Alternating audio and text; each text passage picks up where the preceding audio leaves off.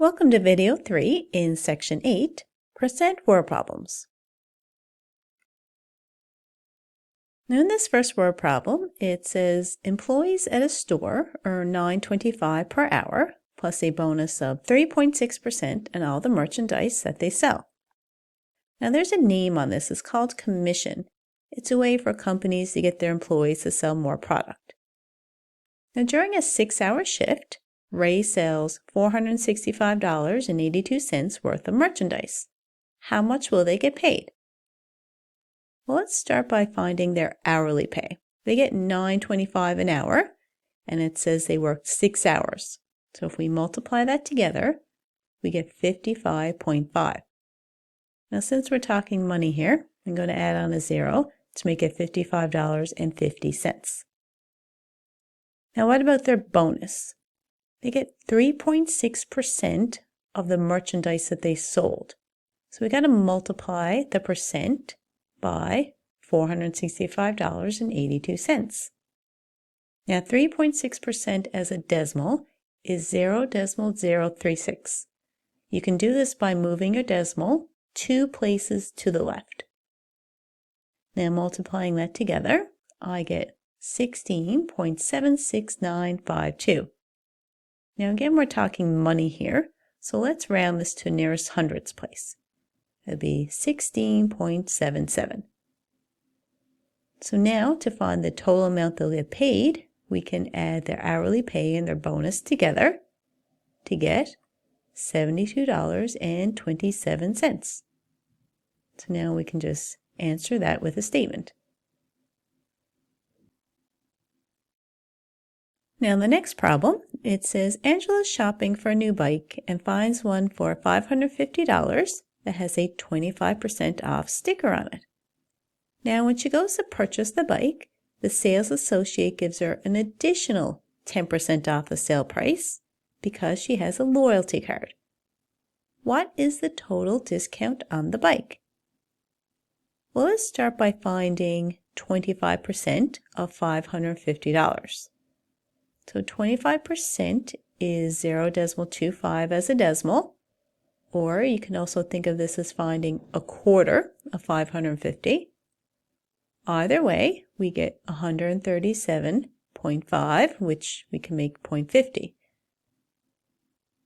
Now, let's find the sale price of the bike. So let's take the $550 that the bike originally was, and let's subtract the discount of 25%. So if we do that, we get that the sale price is $412.50. Now, when she goes to purchase it, don't forget that the sales associate gives an additional 10% off that sale price. So now we got to find 10% of $412.50. So multiplying it by 0.10, or 10% is 1/10 as a fraction, so you can just divide by 10.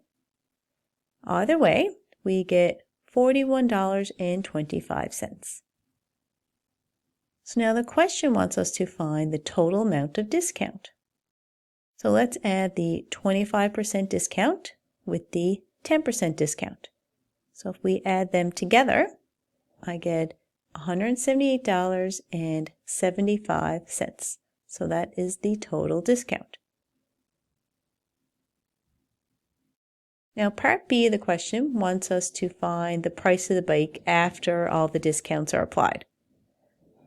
So the final price of the bike would be $550, subtract the amount of discounts, which is $371.25. Now there is one more question.